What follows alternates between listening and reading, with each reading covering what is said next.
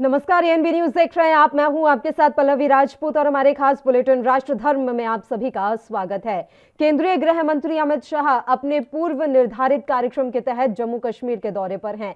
आतंकवादियों ने आम नागरिकों की चुन चुनकर हत्या करके सरकार और सुरक्षा बलों के सामने नई चुनौती पेश कर दी है। इन चुनौतियों के बीच शाह का प्रदेश का दौरा लगातार जारी है। इस दौरान अमित शाह के जबरदस्त भाषण पर भी चर्चा इस समय हो रही है।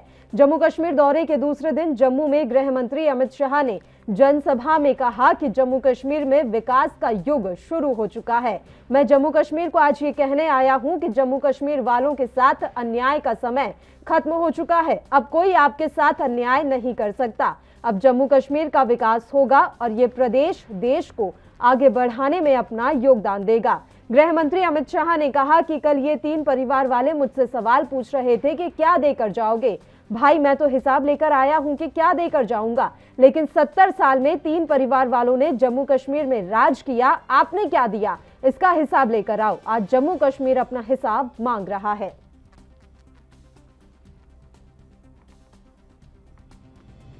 आपने अपने परिवार के अलावा किसी की चिंता की है क्या? की है? जम्मू वालों बोलो जरा, की है क्या? जम्मू को अन्याय किया या नहीं किया? मित्रों, ये मोदी जी का शासन है।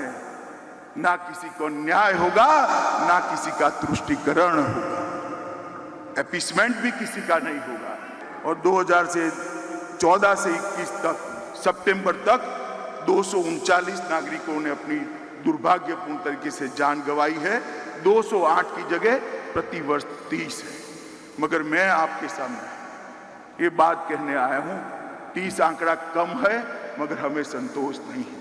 हम ऐसी स्थिति का निर्माण करना चाहते हैं कि एक भी व्यक्ति की जान यहां पर न जाए और दहशत गर्दी पूर्णतया समाप्त हो। मित्रों, जम्मू कश्मीर के गांवों को 20-22 घंटा बिजली उपलब्ध कराने के लिए ये 4 वर्ष जो मोदी जी के थे, उसमें 35,000 करोड़ रुपए की, कितना मैं बोलता हूं फिर से बोलो, 35,000 करोड़। कितना सुनाई नहीं पड़ता है?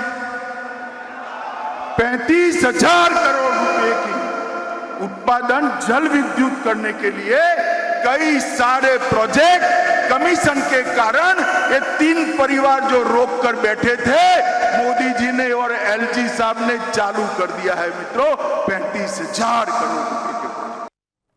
और अमित शाह के भाषण की कुछ खास बातें अब आपको ग्राफिक्स के जरिए भी हम दिखाते हैं कि उन्होंने अपने भाषण के दौरान क्या कुछ खास बातें कही।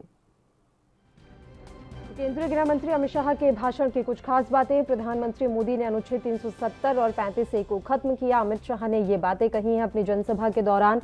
इसके अलावा अमित शाह ने कहा कि पहले जम्मू में सिखों, खत्रियों, महाजनों को भूमि खरीदने का अधिकार नहीं था, लेकिन अब पीएम मोदी के कार्यकाल में इन्हें भी अधिकार है जम्मू कश्मीर में जमीन खरीदने का।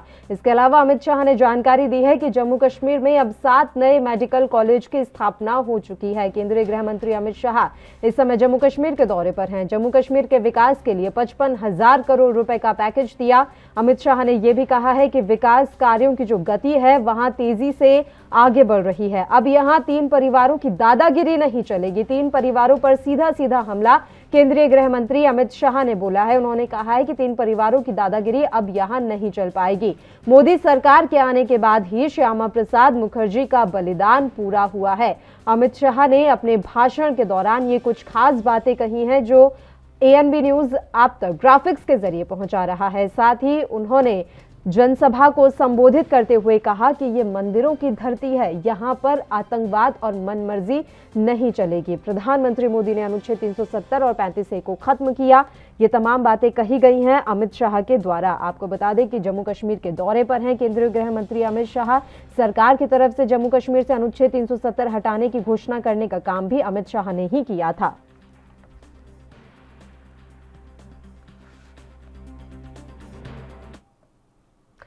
चलिए अब इस मसले पर हम चर्चा की शुरुआत कर लेते हैं। 3 खास मेहमान इस समय हमारे साथ लाइव जुड़ गए हैं। मेहमानों से आपका परिचय करवा देते हैं। रक्षा विशेषज्ञ ललन सिंह जी इस समय हमारे साथ जुड़े हुए हैं लाइव। इनके अलावा कुंवर सिंह जी इस समय हमारे साथ जुड़ गए हैं कांग्रेस पार्टी का पक्ष रखने के लिए, और राहुल आनंद जी भारतीय जनता पार्टी से इस समय हमारे साथ जुड़े हुए हैं। तीनों ही मेहमानों का स्वागत है ANB न्यूज पर। ललन सिंह जी, शुरुआत हम आपके साथ ही करना चाहेंगे और मैं आपसे साफ तौर पर यह जानना चाहती हूँ कि 370 खत्म होने के बाद जम्मू कश्मीर में क्या कुछ बदलाव आया है? कितनी तो पत्थरबाजी की घटनाएं कम हुई, आतंकवाद में आप क्या कमी देख रहे हैं? महत्वपूर्ण बदलाव आपने जो महसूस किए हो, ललन सिंह जी। पल्लवी जी, मैं आपको ये आपके माध्यम से बताना चाहता हूं कि 370 हटने के बाद जो आज पहले अमित शाह साहब का 3 दिवसीय जो विजिट जम्मू और कश्मीर में हो रहा है, इसका आज दूसरा दिन है। मैं दावे के साथ कह सकता हूं कि 90 के दशक के बाद जो हालात आज हमें कश्मीर के अंदर नजर आ रही है, उसमें साफ नजर आता है कि पाकिस्तान और उनके ISI और उनके समर्थक और जो बैठे हुए राष्ट्र विरोधी लोग हैं, उनके अंदर एक डर और उनकी वजूद का लगभग सफाया हो गया है। ये मैं मानता हूं कि घाटी के अंदर छिटपुट घटनाओं के साथ ISI के जो समर्थक स्लीपर सेल के हैं, उन्होंने कुछ ऐसे हरकत की है हाल के दिनों में जिससे थोड़ी लोगों को, प्रवासियों को, मजदूरों को और वहां अल्पसंख्यकों को थोड़ी तकलीफ और उनकी जान पे जोखिम उठाना पड़ा है। लेकिन मैं ये भी दावे के साथ कह सकता हूं कि अभी जो हालात है, हालांकि अमित शाह साहब ने जो कल सुरक्षा के मद्देनजर उत्तरी कमान और अर्धसैनिक बल और एजेंसीज के हेड और लेफ्टिनेंट जनरल साहब के साथ जो उन्होंने बैठक किया, उसमें बड़ा बिना लाग लपेट का उन्होंने सुरक्षा अधिकारियों को भी ये कहा है, जो बहुत अच्छी बात है कि अगर कोई सुरक्षा में कमी हुई है तो उसके लिए अपनी जिम्मेदारी को आप उठाइए। ये बहुत अच्छी बात है। प्रशासन में दूरदर्शी होना चाहिए, डर नहीं होना चाहिए, काइंड ऑफ फियर नहीं होनी चाहिए। और जब उन्होंने साफ कह दिया है कि हम इतने 1000 करोड़ रुपए को विकास के साथ आपके यहाँ आ गए हैं और आप हमारे युवा खास करके हमारे साथ चलिए, हम आपसे मित्रता करने के लिए आ गए हैं। और आज आपने देखा कि उन्होंने अंतरराष्ट्रीय सीमा पर बंकरों में जाकर और उसके बाद बाहर निकलकर गांव के लोगों के साथ चर्चा भी किया है और वहां का मौजूदा हालत को देखा है कि अगर जरूरत पड़े तो हम सीमा पार। मैं आपको ये बताने में कोई हर्ज नहीं महसूस करता हूं कि हो सकता है कि जो एक होम मिनिस्टर जो कि अर्धसैनिक बल का हेड ऑफ डिपार्टमेंट है, उन्होंने अगर बंकर और अंतरराष्ट्रीय सीमा को अगर आज विजिट किया है, अपने सुरक्षा एजेंसियों को सख्त और सतर्क करने का आदेश दिया है, और अगर वो इस इलाके में विजिट करते हैं तो पाकिस्तान के अंदर एक हलचल सा मच गया है।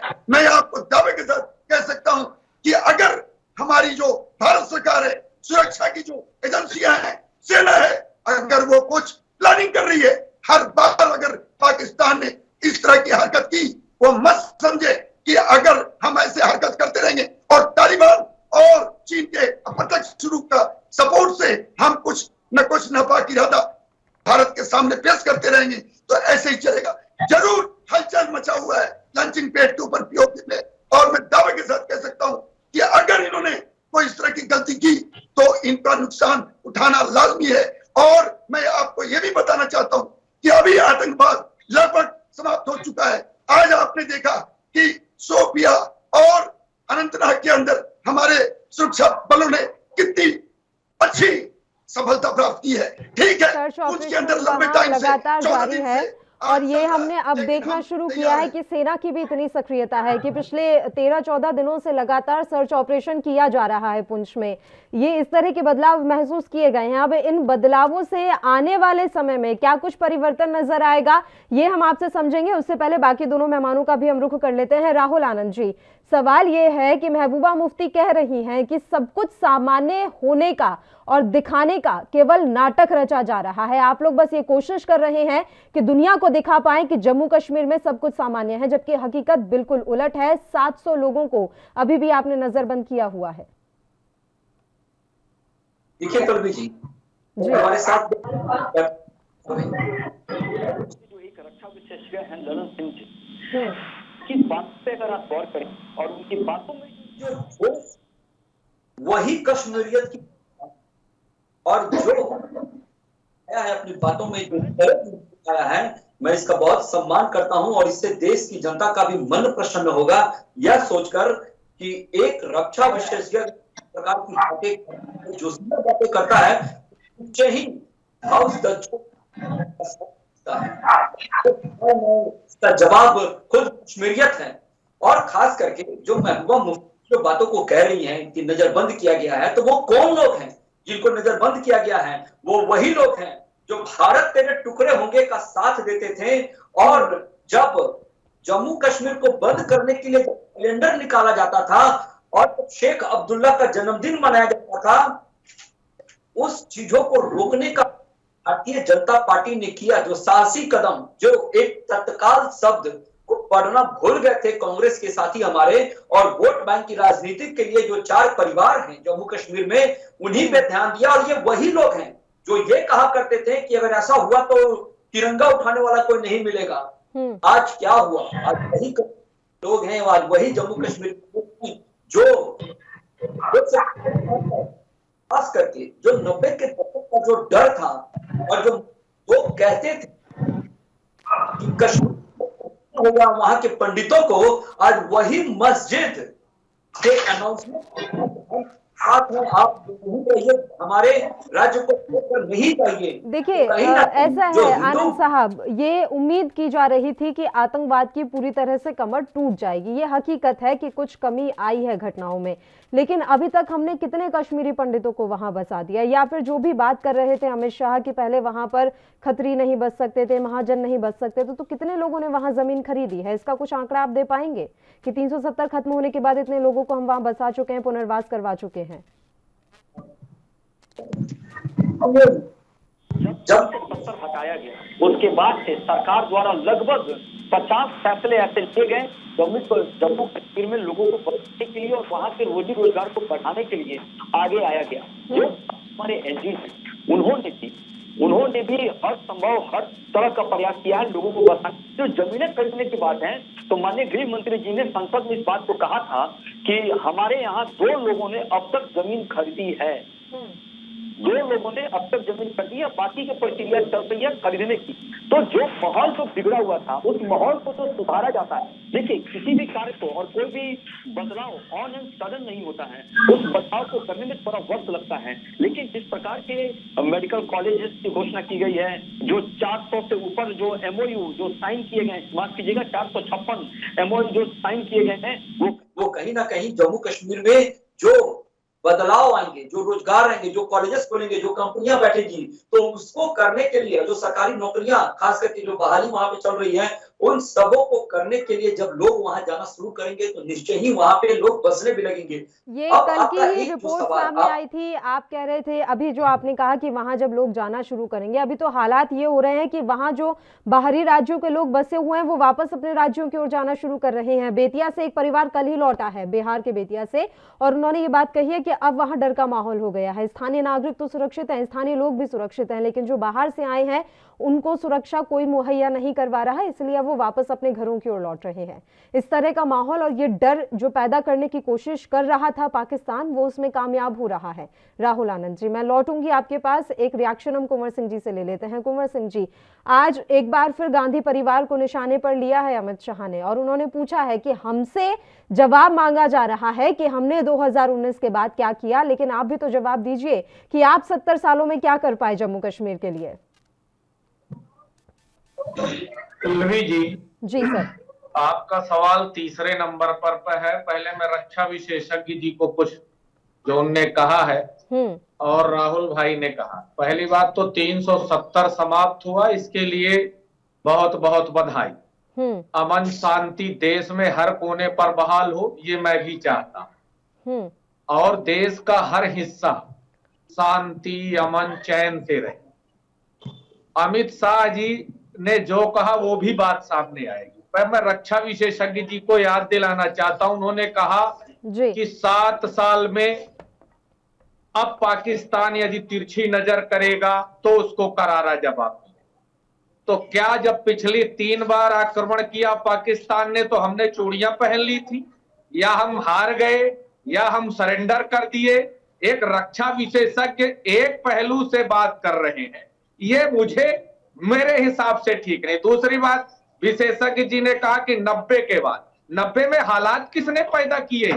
भारतीय जनता पार्टी की ही समर्थन से सरकार थी, जगमोहन जी गवर्नर थे, मुफ्ती मोहम्मद सईद जी गृह मंत्री थे, नरसंहार हुआ कश्मीरी पंडितों का किसने कराया? कौन जिम्मेदारी लेगा? आपकी सरकार थी, क्या आपने समर्थन वापस लिया? रक्षा विशेषज्ञ जी ये भी बताना चाहिए।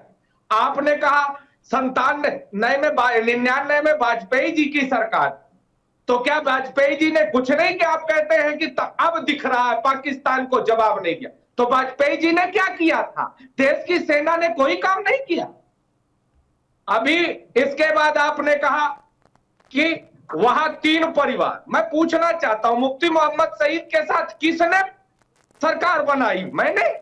आपने बनाया? वही मुफ्ती मोहम्मद सईद जो के बेटी है महबूबा मुफ्ती, जो आज कह रही है सरकार आपने बनाया। जब सरकार बनाओ तो बहुत बढ़िया, और नहीं बना, जब आप 370 आपने समाप्त किया, पर अवसर और मौका आपने ही किया, और हिंदुओं का कत्लेआम कश्मीर में आपने शुरू कराया। आपकी सरकार थी, आपने आतंकवादियों को छोड़ा, मौलाना मसूद अजहर को, जसवंत सिंह विदेश मंत्री थे, आपकी सरकार थी, छोड़ने गए थे, ये दुनिया नहीं भूल सकती है। महबूबा मुफ्ती की बहन सईद को छोड़ा किसने? आपने छोड़ा। आपके समर्थन में मुफ्ती मोहम्मद सईद गृह मंत्री थे, आपने छोड़ा।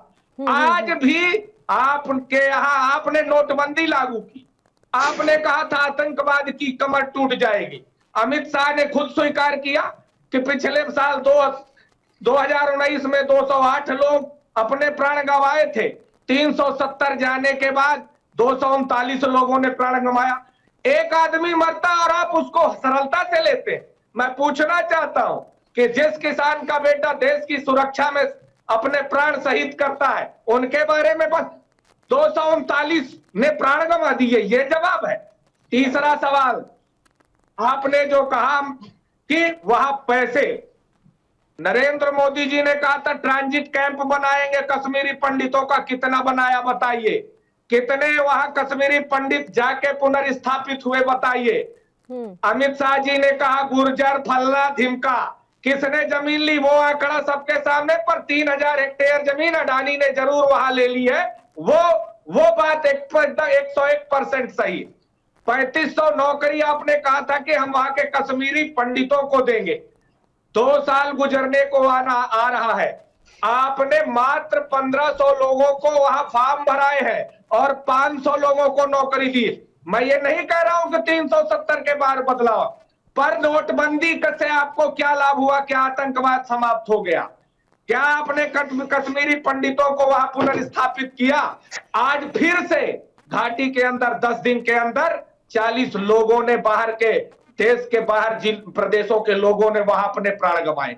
तो मेरा सीधा सा कहना कि अच्छा मत देखिए, देश में घाटी में अशांत करने का काम आपने 1990 में शुरू किया था, कत्लेआम आपने शुरू किया, आतंकवादियों को आपने छोड़ा, आपने किडनैप कराया, आपने ही सारा खेल खेला, और दूसरे के मत्थे मत पड़िए, मत दूसरे के सर पे ला दिए। आपने ही कत्लेआम की जिम्मेदारी कभी नहीं ली, न सरकार गिराई। एक बात और अमित शाह जी ने आज कही, श्यामा प्रसाद मुखर्जी जी का सपना पूरा हुआ, बहुत बहुत बधाई हो, पर श्यामा प्रसाद मुखर्जी जी का रिकॉर्ड भी तो देश को बताइए। 35 साल में कलकत्ता के गवर्नर हुए श्यामा प्रसाद मुखर्जी जी। श्यामा प्रसाद मुखर्जी जी 1942 में सरकार को लिख कर दिया कि यहां भारत छोड़ो आंदोलन नहीं चलेगा। श्यामा प्रसाद मुखर्जी ने देश में पहले उद्योग और कश्मीरी मामलों के मंत्री हुए। आपका सपना, और उनने एक बात और कही, प्रेमनाथ डोगरा जी का नाम लिया उनने, जिनने आप इतना पुरानी बातों पर जा रहे हैं कुंवर सिंह जी, फिर वो कह देंगे कि जम्मू कश्मीर की समस्या तो आपने ही पैदा की, फिर वो भी चले जाएंगे नेहरू के जमाने पर। इतना पीछे ना जाएं। आतंकवादियों कत्लेआम आपने कराया, हमने कभी कत्लेआम नहीं कराया। एक नहीं 10 लाख लोग एक रात को काट दिए गए। क्या आपने सरकार से इस्तीफा लिया? आपके जगमोहन थे, क्या दिए थे देश को जवाब देंगे आप? हमने कत्लेआम नहीं किया। और आपने कहा 370 हमने शुरू किया, तो आप 371 नागालैंड में है उसको समाप्त करिए, 371 एफ सिक्किम में उसको समाप्त करिए, 371 जी मिजोरम में उसको समाप्त करिए, 371 आई गोवा में उसको समाप्त करिए। ये गोवा, नागालैंड, सिक्किम जिनकी आप बात कर रहे हैं, वहां पर कोई दूसरा झंडा लहराया जाता है क्या? वहां तो तिरंगा ही लहराया जाता है ना। आपको याद हो, आपको तकलीफ कहाँ है? अभी तक मैं आपकी बात इतनी शांति से सुन रही थी। कई बार ऐसा लगता है कि शायद तकलीफ ये है कि श्रीनगर के लाल चौक पर तिरंगा कैसे लहरा रहा है, और वो भी बिना खून खराबे के। अब तक तो बहुत लड़ाई हो जानी चाहिए थी। ये तकलीफ है कुंवर सिंह जी। तिरंगा हमारे देश की शान है। ये तो आप धारा 370 को गोवा, सिक्किम, आप धारा 370 35A को किस हिसाब से कंपेयर कर रहे हैं? नागालैंड से, गोवा से किस हिसाब से कंपेयर हो रहा है, मुझे ये बताइए। पल्लवी जी, आपको जानकारी हो ना हो, मैं एक बात अब तो आपको कहना चाहता हूं। 371 जे गुजरात में एक लागू है, वहां के विकास के लिए अलग विकास बोर्ड, नौकरी और आरक्षण के लिए। तो क्या नरेंद्र मोदी जी ने आप अभी भी मेरी बात नहीं समझ पाए सर। मैं जो आपसे पूछना चाह रही हूं, जो मैं कह रही हूं, आप ये नहीं समझ पा रहे हैं। मैं ये कह रही हूं कि जम्मू कश्मीर सिर्फ कहने को अभिन्न अंग था, इससे पहले सिर्फ कहने को। वहां पर सब कुछ अलग, संविधान अलग, विधान अलग, यहां तक कि एक निशान तक अलग। तिरंगा नहीं लहरा सकते थे हम वहां पर। क्या आपने कभी खुल के वहां जाकर तिरंगा लहराया धारा 370 से पहले? जब हम एक देश में रह रहे हैं तो एक ही तिरंगा क्यों नहीं पूरे देश में उस समय लहराया गया? आप गुजरात की बात कर रहे हैं। गुजरात में क्या भारतीय जनता पार्टी अपना तिरंगा लहराती है या कांग्रेस अपना फ्लैग लहराती है वहां पर? ये आप लोगों की गलतफहमी है। भारत का हिस्सा था जम्मू कश्मीर। अगर हम 70 साल नहीं बचा के रखते तो आप 370 कैसे खत्म करते? वहां जब खत्म, अगर जम्मू कश्मीर हमारा हिस्सा नहीं होता, चलिए उसको बचाया। उसके लिए आपको बहुत बधाई कि आपने 70 साल एक स्टेट को बचा कर रखा। जो हमारे देश का अभिन्न अंग था उसे आपने, मैं कोट कर रही हूं, उसे बचा कर रखा। बहुत बहुत शुक्रिया सर कि आप उसे बचाकर यहां तक तो ले आए। नहीं तो ये लोग तो अभी भी, मुझे डर है कि भारतीय जनता पार्टी जम्मू कश्मीर बेच ना दे। आप ये कहना चाहते हैं? वो भी अडानी को बेच दिया जाएगा कि अंबानी को? पल्लवी जी, 3,000 हेक्टेयर भूमि आपने अडानी को दे दी। जी। और ये जो श्यामा प्रसाद मुखर्जी को कह रहे हैं, अंग्रेजों के यहाँ ये कुलपति हुए, ये नहीं बताएंगे, ये नहीं बताएंगे कि देश आजादी में कितने लोग शहीद हुए। राहुल आनंद जी ही इस बात का जवाब देंगे। बताइए आनंद साहब। सबसे बड़ी बात ये है, देखिए सबसे बड़ी ये बात है कि कुंवर साहब जो भी बातों को कह रहे हैं वो उस बातों को भ्रम प्रचार की तरफ मोड़ रहे हैं और जो वास्तविकता है उससे दूर जा रहे हैं। शायद उन्होंने एक चीज को नहीं देखा कि जब हमारे प्रधानमंत्री, पूर्व प्रधानमंत्री जब जम्मू कश्मीर के विलय की बात कर रहे थे और उस समय जब सरदार पटेल जी जब उनका साथ दे रहे थे, उस वक्त जब वहां के जो राजा थे उन्होंने जब लिखा और जब जिस मजबूरी में, जो मजबूरी का फायदा उठाया गया और जब वो चाहते नहीं थे 370 को, लेकिन वो किया गया। और खास करके जो तत्काल शब्द जोड़ा गया दूसरे को खुश करने के लिए, शेख अब्दुल्ला को खुश करने के लिए कि हम करेंगे और हम ही रहेंगे, उस चीज को वहां पे उस प्रधानमंत्री जी की कमजोरी को दिखाता है। और जो 70 साल उन्होंने दिया, वो 70 साल में उन्होंने वो कैंसर दिया, जिस कैंसर को हमारे जो सैनिक बल हैं, जो हमारे भारतीय सीमाओं के जो रक्षक हैं, सरहद पे जो तैनात रहते हैं, हमारे जो वीर जवान, उनको भी कमजोर किया।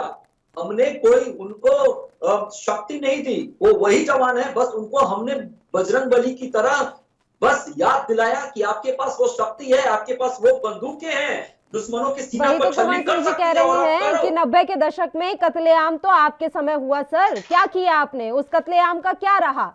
कोई जवाबदेही है किसी की? कोई तो तय करेगा जवाबदेही। और अभी भी हम देख रहे हैं कि रोजाना किस तरह के हालात बने हुए हैं। देखिए पल्लवी जी, कहीं भी कभी भी कोई अपराध घटता है तो कहीं भी किसी भी देश की अगर सरकार हो तो वो अंतर्यामी और ईश्वर नहीं होती है कि वो जाकर उस चीजों को रोक ले।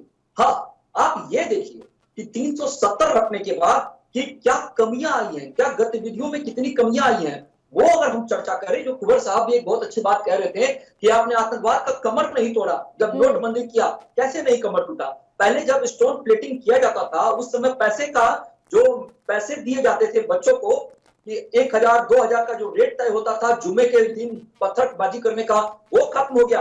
और मैं आपको बता देता हूं जो जम्मू कश्मीर में खास करके जो पत्थरबाजी जितनी भी हुई है, 2016 में 2653 पत्थरबाजी हुई थी, 2017 में 1412 हुई, 18 में 1458 हुई, 19 में 1999 हुई और 370 हटने के बाद 255 ही रह गई। और साथ साथ जब हमने उनका कमर तोड़ा और जो आतंकवादियों को हमने मारना शुरू किया, मैं आनंद जी आपको रोक रही हूँ। देखिए, मुझे इस बात का भी आंकड़ा आप दीजिए कि धारा 370-35 से हटने के बाद कितने लोगों का पुनर्वास हुआ है जम्मू कश्मीर में। मुझे इसका भी एग्जैक्ट आंकड़ा आप निकाल कर दीजिए। उससे पहले बस एक छोटे से ब्रेक के लिए हम यहाँ रुक लेते हैं, फौरन हाजिर होंगे।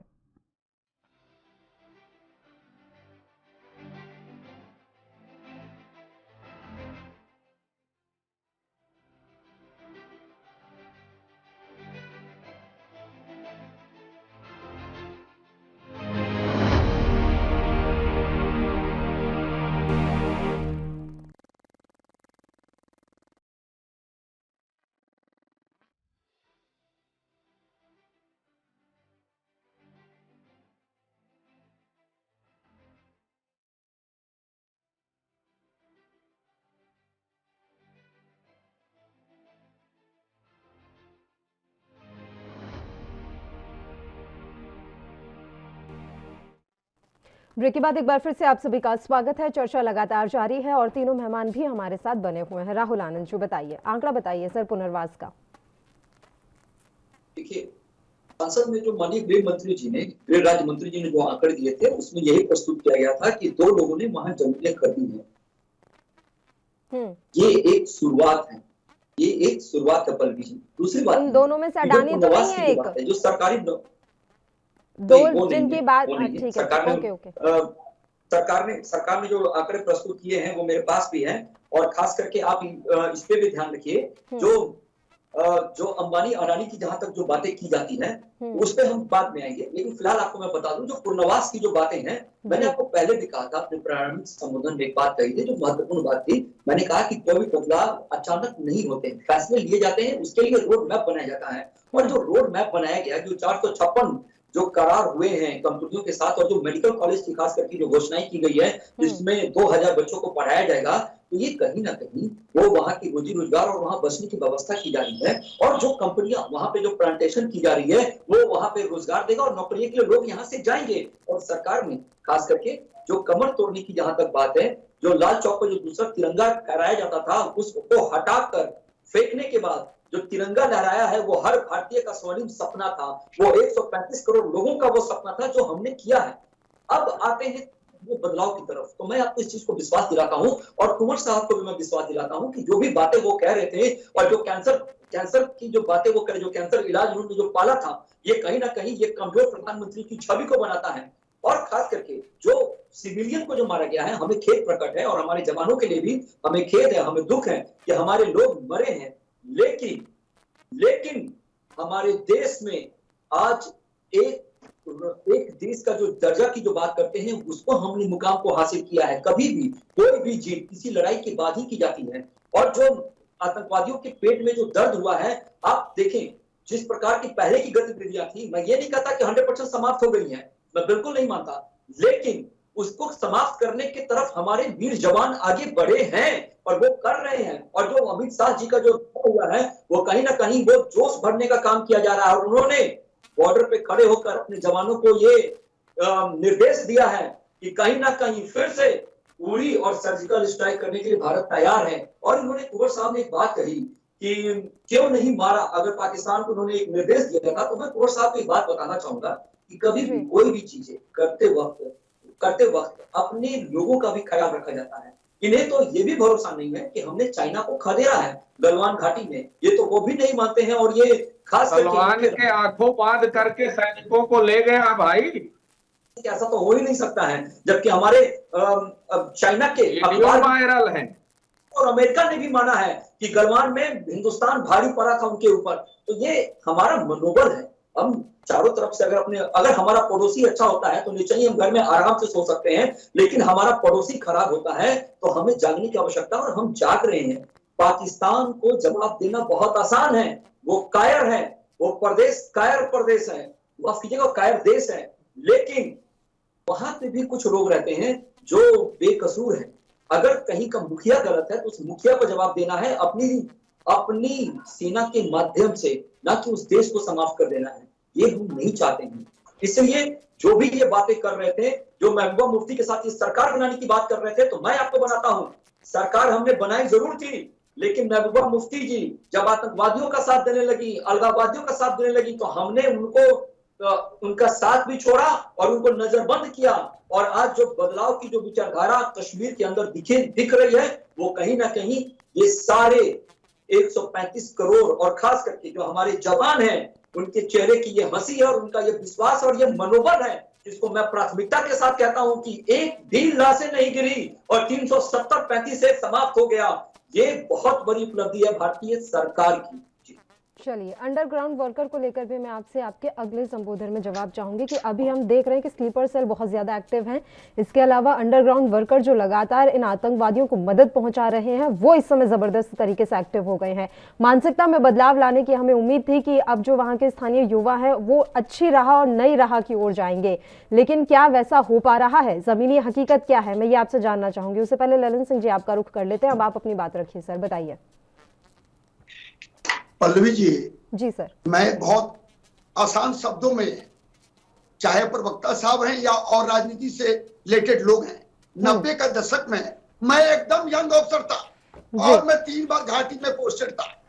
पंडितों के साथ क्या हुआ और करण नगर और गंदरबल में क्या हालात थी, वो वहां पे जाके ही, और जो गया हुआ है उसी को पता है। मैं किसी राजनीतिक अतीत में नहीं जाना चाहता हूं। मैं 2-3 बात आपको कहना चाहता हूं। आपने जो प्रश्न पूछा था उसका मैंने बहुत सटीक जवाब दिया था।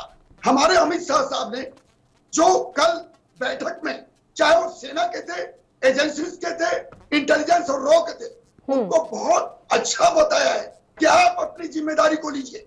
अगर कोई स्लीपर सेल या कोई ऐसा लोग राष्ट्र विरोधी जो कि terror killing, target killing, close range से लोगों को, अल्पसंख्यकों को, श्रमिकों को मारकर उनको डराना चाहता है, तो उसकी जिम्मेदारी भी आपको लेनी होगी। मैं आपको बताना चाहता हूं कि जो आपने पूछा 2-3 बार आनंद साहब से, उसमें मेरी जो जानकारी है वो ये है कि 3200 जो कश्मीरी पंडित और कुछ इर्द गिर्द और भी कश्मीर से जो लोग गए हुए थे, उनको बसाने की कोशिश की गई, उनको जॉब दिलाने की भी कोशिश की गई। ठीक है, जब इनको पता चल गया कि ये प्रवासी फिर वापस आ रहे हैं, तो इन्होंने इस तरह का टारगेट किलिंग जैसा हरकत शुरू किया। इसमें कोई शक नहीं कि जो लेबर हैं वो काइंड ऑफ फियर के कारण वहां से निकलना भी शुरू कर दिया। लेकिन एक कूटनीतिक चाल हमारी भारत की जबरदस्त पाकिस्तान के ऊपर दबाव बनाएगा। आप देखा कि अमित शाह साहब ने शारजाह एयरपोर्ट को उन्होंने हरी झंडी दे दी। अब उसका कारण क्या है कि जो UAE है वो अपने करोड़ों का निवेश कश्मीर के अंदर लॉजिस्टिक, फ्रूट और हौजरी और मेडिकल का कार्यक्रम को लेके आ रहा है। जब पाकिस्तान अगर कभी धार्मिक कट्टरवाद के नाम पे अगर कोई नापाक हरकत किया, तो आपको पता है कि अमीरात कितना ताकतवर मुस्लिम देश है, हम लोग भी पीछे नहीं जा रहे। मैं आपको बताना चाहता हूं कि उस निवेश के अंदर कम से कम 3 से 4 लाख लेबर जो बिहार, यूपी, MP और उड़ीसा से आएंगे, उनकी सिक्योरिटी का अभी से बंदोबस्त शुरू हो गया है। हमारे अमित शाह साहब ने बताया है कि आप जहां पे लोग रहते हैं वहां ड्रोन से उनकी सिक्योरिटी का बंदोबस्त कीजिए। हम किसी भी हालत में उनके सिक्योरिटी के जिम्मेदार हैं। जब इन बातों का पूरी समावेशी होगी और पूरी तरह से जो राष्ट्र विरोधी लोग हैं उनको ध्वस्त किया जाएगा, और वो लोग जो लॉजिस्टिक और तरह से हाइड आउट इनको सपोर्ट करते हैं। ये आप क्योंकि सेना में रहे हैं ललन सिंह जी, आप क्योंकि सेना में रहे हैं, आपने लंबा वक्त गुजारा है, सेना में अपनी सेवाएं दी हैं। अगर सुरक्षा बलों को छूट देने के मसले पर हम बात करें तो उसमें आप क्या बदलाव महसूस करते हैं? क्या इससे पहले इस तरीके की छूट सुरक्षा बलों और सैनिकों को मिलती थी जो अभी है उनके पास, वर्तमान समय से अगर कंपेयर करें तो? नहीं बोल रहा हूं कि मैं अवकाश प्राप्त हूं। 35 साल की मेरी सर्विस है सिक्योरिटी के साथ, और 3 जनरेशन, मेरे पिताजी और मेरा बेटा अभी सीनियर अधिकारी उसी जम्मू कश्मीर में है। मैं दावे के साथ कह सकता हूं कि जो आज की हालात है, ऑल आउट ऑपरेशन, उसमें हमें ताकत मिला है, साफ आपके परिणाम आपके सामने है। हलचल मचा हुआ है, तालिबान हो, बांग्लादेश के थ्रू हो या नेपाल के माध्यम से हो, लेकिन हमारी जो ऑल आउट ऑपरेशन चल रही है वो दिन पे दिन अपनी परिणाम को लोगों के सामने प्रस्तुत कर रही है। अब ठीक है कि इसमें कुछ कमियां हैं और इस कमी को दूर करना हमारे सिक्योरिटी फोर्सेस का काम है। हमारी जो इंफॉर्मेशन है नीड टू नो बेसिस और कमांड कंट्रोल एक होनी चाहिए, इसमें कोई शक नहीं। लेकिन ये बोलना गलत होगा कि आज हमारी स्थिति अपेक्षाकृत बहुत अच्छी है और मैं मान के चलता हूं जो ये काइंड ऑफ फियर श्रमिकों को हो गया है वो फिर दोबारा कायम होगा। और इसीलिए अमित शाह साहब, मैं किसी पार्टी से रिलेटेड नहीं हूं, मुझे कोई मतलब नहीं, मगर मैं 1974 का गवाह हूं, जयप्रकाश नारायण का। मैं दावे के साथ कह सकता हूं भारत हमारा है और हम सब एक हैं। जहां सिक्योरिटी की बात हो वहां पे हमारा मत एक होना चाहिए और हमें पाकिस्तान और चीन के ऊपर एकदम एक होकर दबाव देना है। बिल्कुल बिल्कुल, बताइए कुंवर सिंह जी। और एक चीज ये भी है सर, स्थानीय युवा जो हैं वो अब उतना तेजी से आतंकवाद की राह की ओर नहीं बढ़ रहे हैं जैसा हम पहले देखा करते थे। कुंवर सिंह जी। बहुत देश में शांति हो, हम ये चाहते, हमने पहले भी कहा जी। 370 समाप्त हुआ, जम्मू कश्मीर भारत का हिस्सा था, है, रहेगा, इसमें कोई डाउट नहीं। बीच में जो भी सरकारें आई, क्या वाजपेयी जी ने वहां काम नहीं किया? क्या वाजपेयी जी 99 में कारगिल युद्ध नहीं किए? क्या वाजपेयी जी के नेतृत्व में हम हारे नहीं? देश की सेना का, अर्धसैनिक बलों का सम्मान है और उनके शौर्य में ही हम लोग यहाँ चैन से सोते। रक्षा विशेषज्ञ जी ने नौकरी की, मेरे सगे बड़े भाई कश्मीर में है, केंद्रीय रिजर्व पुलिस बल में असिस्टेंट कमांडेंट, वहीं पदस्थ है आज की डेट पर।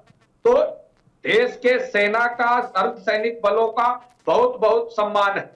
मैं सिर्फ 4 सवाल पूछना चाहता हूं। पुलवामा कांड का जानकारी कब देश को सार्वजनिक हो? दूसरी, डीएसपी देवेंद्र सिंह की जांच क्यों बंद कर दी गई? तीसरी, 2015 में साबा में और पुलवामा में 2 एम्स की घोषणा हुई थी। साबा मक्का जो एम्स है उसको 1668 करोड़ आवंटित होना था, केवल 48 करोड़ आवंटित हुआ। और दूसरा जो पुलवामा में था 1837 करोड़ आवंटित होना था, तो 40 करोड़ आवंटित हुआ। तो देश के विकास में यदि 6 साल के अंदर आप एम्स को बजट नहीं दे पाए, देश में के सांसदों को आपने वहां जाने से रोका और विदेश के सांसदों को आपने घुमाया, ये कौन सी पॉलिसी? अच्छा, 55,000 करोड़ की बात तो आज भी कर रहे थे अमित शाह, आपने सुना होगा जब वो संबोधन दे रहे थे कुंवर सिंह जी। उन्होंने कहा है कि विकास कार्यों को मंजूरी दी गई है और 46 MOU साइन किए गए हैं। कुंवर सिंह जी, तो 1 लाख करोड़ तो देश के प्रधानमंत्री लाल किला से कह रहे हैं, जबकि देश का बजट ही नहीं है 1 लाख करोड़। दूसरा, आपने 55,000 करोड़ की बात की, तो आपने एम्स का कहीं जिक्र नहीं किया। आपने MOU साइन किए। देश की जो भी सरकारें वहां जो निर्माण हुए, चाहे रेल का हुआ, चाहे अस्पतालों का हुआ, शिक्षा का हुआ, तो जो सरकारें हैं उन्हीं ने किया। 2014 के बाद नहीं हुआ। सारा विकास जो है, हम पढ़े लिखे, तो देश की जो भी सरकारें होती उनकी नैतिक जिम्मेदारी होती। लेकिन मैं एक सवाल पूछना चाहता हूं, आपने जो कहा कि देश में शिक्षा, स्वास्थ्य, नौकरी, बैंक, देश की अर्थव्यवस्था और देश के वर्तमान हालात जो आर्थिक है उस पर भी प्रधानमंत्री जी बोले। नोटबंदी पर चर्चा करें, देश के प्रधानमंत्री ऐसा क्यों नहीं कहते? क्यों याद नहीं दिलाते हैं कि हमने कहा था किसानों का कर्जा माफ करें? आप कहते हैं किसान जमीन लेगा। हिमाचल प्रदेश में 371 क्या कहते हैं आई लागू है, वहां पर भी कोई बाहर का आदमी जमीन नहीं खरीद सकता है। तो आप उसको भी खत्म करिए, हम तो आपका स्वागत करें। ठीक है, बताइए राहुल आनंद जी, आपसे लेंगे इन तमाम सवालों का जवाब। एक तो पुलवामा के बारे में उन्होंने पूछा है कि वो जानकारी कब सार्वजनिक होगी, कि अभी तक क्या कुछ उस पूरे मामले में जांच हुई है। उसके अलावा डीएसपी देवेंद्र राणा पर कार्रवाई क्यों बंद हो गई है, क्यों जांच अब बंद हो चुकी है? और एम्स को लेकर भी उन्होंने सवाल पूछे हैं। 2015 में ऐलान हुआ था लेकिन अभी तक कुछ जानकारी नहीं है उसके बारे में। देखिए, सबसे बड़ी बात यह है कि जो पुलवामा कांड हुआ था वो अति संवेदनशील मामला है और इसकी जो जांचें चल रही थी वो जांचें लगभग कंप्लीट हो चुकी है। और जो डीएसपी की जो बात की जा रही है, जो गिरफ्तार हैं, जिनके ऊपर कार्रवाई की भी जा चुकी है, उनको छोड़ा नहीं गया है, वो सलाखों के पीछे ही, ये पता होना चाहिए। दूसरी बात ये है कि इन्होंने एक बात और कही कि सांसदों को रोका गया, तो मैं आपको इस चीज का भरोसा दिलाता हूं कि ये जो सांसद हमारे देश के जो प्रतिनिधि हैं, जनप्रतिनिधि, उनको इसलिए रोका गया क्योंकि वहां पे जाकर जो माहौल है, उस माहौल के प्रतिकूल कोई घटना ना घट जाए, इसलिए उनको रोका गया कि इस प्रकार की घटना न घटे। जब व्यवस्था अनुकूल हो जाएगी तो फिर जाने दिया जाएगा। दूसरी बात यह है कि उन्होंने एक बात और कही कि देश के हालात की बात की। जो देश की हालात है, तो हालात में मैं आपको एक चीज बता दूं, जो संबोधन की जाती है ना, ये हमारी सरकार की इच्छा शक्ति पे है। और जो 2014 की जो पहले सरकार थी, उनकी इच्छा शक्ति बस बातों में थी और करने में नहीं थी। हमारे देश की इच्छा शक्ति करने में है, हमारी सरकार की शक्ति करने में, और हमने किया है। जब वैक्सीनेशन हो रहा था और इतने बड़े पॉपुलेशन को एक बहुत बड़ा चैलेंज था वैक्सीनेशन देने का, उस समय हम लोगों ने वैक्सीनेशन दिया और 100 करोड़ के टारगेट को हमने पूरा कर लिया और सबकी बोलती बंद हो गई। ठीक इसी प्रकार से जो बजट की बात की गई है, कभी भी कोई देश के प्रधानमंत्री या गृह मंत्री अगर कोई बातों को घोषणा करते हैं तो वो संभावित बातों को ध्यान में रखते हुए घोषणा करते हैं, ना कि वो सामने से रटा रटाया स्क्रिप्ट पढ़ देते हैं। ऐसी कोई बात नहीं होती है। ये परंपरा हमें कांग्रेस में ही देखने को मिलती है कि राहुल गांधी जी के कान में बोला जाता है, उनको बताया जाता है कि आपको यही चीजों को बोलना है। वो हमारे पास नहीं है। जब वो किसी बातों का संबोधन करते हैं, और वो जबकि जिसके लोग सरकार में रहे हैं, जो स्वयं भी सरकार में रहा है, वो कहता है कि पशुपालन नाम का कोई विभाग ही नहीं है, तो इससे ये पता चलता है कि इनकी जो तत्परता है वो है नहीं। कि बाबा भीमराव अम्बेडकर ने एक बहुत बड़ी बात कही थी कि राजा वही बनेगा जो राजा के लायक होगा, राजा का बेटा राजा नहीं बनेगा। और ये यही परंपरा को आगे बढ़ाते रहेंगे, शायद इसीलिए आज इनका ये वजूद आ गया है। दूसरी बात कि हमने जो भी वादा किया है अपने मैनिफेस्टो के आधार पे, वो लगभग हमने पूरा किया है, और इसी के ऊपर हमारी जनता का और जनार्दन का भरोसा हम पे टिका है, और ये आगे भी बरकरार रहेगा, क्योंकि हम कामदार हैं, नामदार नहीं है। ये हमारा फर्क है, यही हमारा फर्क, और यही हमारी संस्कृति और तो चौकीदार भी हैं साहब, वो क्यों बोल रहे हैं? जो है ही नहीं। आपके इसके पहले कि हम लोग एक डिबेट में बैठे थे, जो पंजाब में बीजेपी को लेकर बातें कर रहे थे, तो मैंने उनसे यही प्रश्न किया था कि जिसको आपने देखा ही नहीं, इसका मतलब ये नहीं कि वो है ही नहीं, वो है। वो अपनी शक्ति के साथ समय पे आएगा, जब उसकी आवश्यकता पड़ेगी। ही ना जा रहा हो उसके बारे में क्या कहेंगे राहुल आनंद जी? जो दिखाया ही ना जा रहा हो उसका क्या, वो कैसे दिखेगा? देखिए ये डेमोक्रेसी का ये राइट होता है सरकार से प्रश्न पूछने का, और मैं इसका सम्मान भी करता हूं। जल्दी ही सरकार सारी तथ्यों को सार्वजनिक करेगी। ये मोदी सरकार है, ये आंकड़े नहीं छुपाती है, ये लोगों के बीच में करती है। और हमने तो देश की जनता को जो 4G की व्यवस्था दी, आज झोपड़ी के लोग भी सरकार द्वारा किन किन कार्यों का संचालन किया जाता है, इसको एक क्लिक से देख सकते हैं। ये हमारी पहचान है, यही हमारी संस्कृति है। चलिए, चर्चा ऐसे ही जारी रहेगी। उससे पहले बस एक और छोटे से ब्रेक के लिए हम यहाँ रुक लेते हैं, फौरन हाजिर होंगे।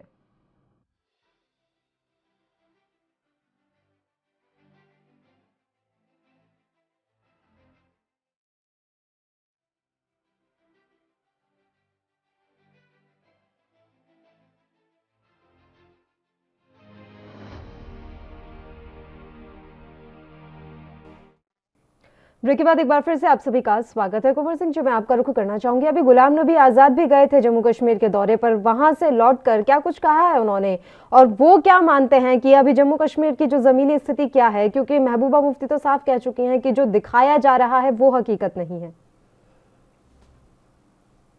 पल्लवी जी, अभी हमारे साथी ने कहा कि जम्मू कश्मीर में सांसदों को इसलिए हमने जाने नहीं दिया कि वहां स्थिति बिगड़ सकती।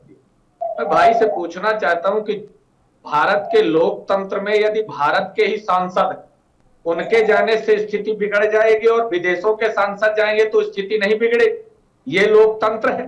दूसरा, आपने कहा गुलाम नबी आजाद, गुलाम नबी आजाद साहब ने भी कहा कि अमन शांति बहाल हो, ये हम भी चाहते हैं।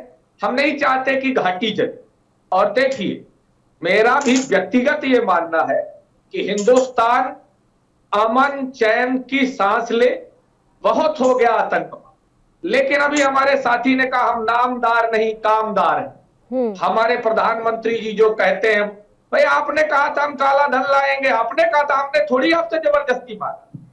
आपने 15 लाख देने को कहा, कभी उसका चर्चा नहीं। आपने कहा हम स्विस बैंक से काला धन लाएंगे। मैं एक बात पल्लवी जी आपके माध्यम से देश के सामने रखना चाहता हूं, काले धन के लिए कमेटी 2014-15 में बन गई और 15 के बाद कोई बैठक ही नहीं हुई। तो आप कौन सा कहने चाहते हैं? आपने कहा हम बेरोजगारों को नौकरी देंगे, आपने ही कहा था किसानों का कर्जा हम माफ करेंगे, आपने पूंजीपतियों का कर्जा माफ कर दिया। आपने अपने मैनिफेस्टो में, भाई ने हमारे कहा हम मैनिफेस्टो की एक एक बात पूरी करेंगे।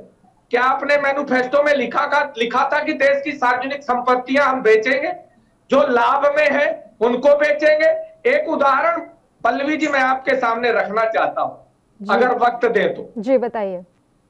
एयर इंडिया देश में उसकी एसेट जो थी, पूरी संपत्तियां, वो 32,000 करोड़ की थी और देश ने, प्रधानमंत्री जी ने 18,000 करोड़ में टाटा को दिया। उसका कर्ज 64,000 करोड़ था, उसमें अभी 28,000 करोड़ देश के गरीब के पैसे का टैक्स उन बैंकों को वापस किया जाएगा। तो मैं पूछना चाहता हूं ये कैसा है भाई? यदि घाटे का सौदा है तो प्राइवेट व्यक्ति उसको सीधे लाभ में कैसे ला दिया? कौन सी आप उनको कानून देते? तो आप ही लागू करिए। आपके पास सीबीआई है, ईडी है, इनकम टैक्स है, सेना है, क्या नहीं है आपके पास? कौन से संसाधन नहीं है? लेकिन आपने ये कभी देश को नहीं बताया। आप तो कहते थे कि देश का रुपया गिरता है तो देश का सम्मान गिरता, तो उस पर भी बोलिए। आपने देश के किसानों को कहा था हम एसपी देंगे, आप 7 साल से उस पर नहीं बोल रहे। मैं ये नहीं कहता कि जो सारे वादे पूरे होते। हमने 2500 धान कहा था छत्तीसगढ़ में, कर्जा माफ करने के लिए कहा था। आप भी घोषणा करके दिखा दीजिए कर्जा माफी की। 2500 धान खरीद कर दिखा दीजिए। नहीं करेंगे तो कहना और करना। भाई हमारे कह रहे थे अमित शाह जी जुमला। हाँ, एक चीज तो सिद्ध हो गई, देश ये मानता है और बहुत बहुत शुक्रिया है देश के प्रधानमंत्री जी को कि देश में आधी कैबिनेट तड़ीपारों, मुकदमाबाजों, हत्यारों, लुटेरों और डकैतों को बैठाया है। उनसे न्याय लखीमपुर खीरी में देखने को मिल गया। बताइए राहुल आनंद जी, फिर मैं ललन सिंह जी का रुख करूंगी। बताइए। देखिए, सबसे अच्छी और एक रोचक बात जो मैं आपको बताने जा रहा हूँ, बड़ा मजा आएगा। देश की जनता भी आपके चैनल के माध्यम से इस चीज को देखेगी, मुझे प्रसन्नता हो रही है। सबसे बड़ी बात है कि भारतीय राजनीति के 2 कमाल समझिए, एक यूपी, दूसरा महाराष्ट्र। यूपी केंद्रीय गृह मंत्री का बेटा जेल में, बीजेपी का राज, फिर भी विपक्ष हंगामेदार। महाराष्ट्र में खुद गृह मंत्री ही फरार, पुलिस कमिश्नर भी फरार, कांग्रेस, एनसीपी, शिवसेना का राज है, फिर भी बंटी बबली विपक्ष सारे के सारे चुप। यही फर्क है बीजेपी और कांग्रेस में। हमने कहा और डाला भी, जो ये 15 3000 किलो पकड़ी गई है। सम्मान फक्र से ऊंचा नहीं हुआ जब सेना ने उड़ी जैसे और सर्जिकल स्ट्राइक जैसे हमले किए और हमारे एक भी सेना को खरोच तक नहीं आई। ये मान और ये सम्मान और ये हमने बांग्लादेश आजाद कराया है, याद रखिएगा। और आपके प्रधानमंत्री जी बांग्लादेश के आंदोलन में जेल गए थे। कितना झूठ बोलेंगे भाई? जनता ने आपको नकार दिया। ये भरोसा 15 लाख रुपए के वो तो वक्त होता है बात आप नकारने का। देश में कोई सरकार स्थायी नहीं होती है, ये याद रखिए। अंदर मुद्रा योजना के तहत 10 लाख रुपए की गारंटी जो सरकार लेती है, उसके तहत लगभग 3 करोड़ से ऊपर लोन सैंक्शन किए जा चुके हैं। देश में 14 करोड़ लोग नौकरी खो चुके हैं, उस पर भी बोलिए। हमारे देश की जितनी आबादी है उस हिसाब से नौकरियां कम है, तो हमें रोजगार कैसे जनरेट करना है? हमें रोजगार एंटरप्रेन्योरशिप जनरेट कर देना है। यही कार्य को हम कर रहे हैं। और जो बेचने की बात आपने कही, बेचने की परंपरा का शुरुआत तो आदरणीय पूर्व प्रधानमंत्री मनमोहन जी के सरकार से शुरू हुई थी। तो मनमोहन सिंह जी का सपना पूरा करने के लिए देश की सरकार में आए हैं। गलत क्या किया? गलत क्या किया? आप जो हर वक्त नहीं, आप कांग्रेस की बात आगे बढ़ाने आए हैं तो फिर कह दीजिए कि हम कांग्रेस आपने कहा था ये आधार निराधार है, अब वही जीवन का आधार हो गया। देखिए, कुछ फैसले ऐसे हैं जब आपके अच्छे हैं तो हम उसका सराहना करते हैं। नोटबंदी के लाभ बता दीजिए राहुल भाई, एक लाभ बता दीजिए नोटबंदी का। तो 70 हटनी चाहिए थी, एक लाभ बता दीजिए। चलिए मैं दोनों को ही रोकूंगी, एक बार ललन सिंह जी का रुख कर लेते हैं, उनका भी एक रिएक्शन ले लेते हैं। ललन सिंह जी। मैडम, मैं राजनीति की बात नहीं करूंगा, डिरेल हो जाएगा डिबेट जी। सीमाओं की सुरक्षा पे सस्ती राजनीति माफ कीजिए, बंद कर दीजिए, नेताओं से मेरा आग्रह है। और मैं आपको ये बताना चाहता हूं कि जो अभी कश्मीर, वो एक केवल पाकिस्तान से हलचल में नहीं है, तालिबान, हक्कानी, अलकायदा और आपके सामने बांग्लादेश जी और नेपाल, जिसके सीमाओं पे 1100 से ज्यादा मदरसा स्थापित हो चुका है और वो अपने एक्शन में आगे बढ़ रहे। मैं किसी धार्मिक बात नहीं कर रहा, कट्टरवाद के विचारधारा को बताना चाहता हूं, क्योंकि मैं सिक्योरिटी से रिलेटेड लोग हूं। और मैं दूसरी बात एक और बताना चाहता हूं, आईएसआई कश्मीर में बड़े हमले की पूरी प्लानिंग कर चुका है, जिसका इनपुट केवल भारतीय इंटेलिजेंस नहीं, यूएस के द्वारा भी दे दिया गया है।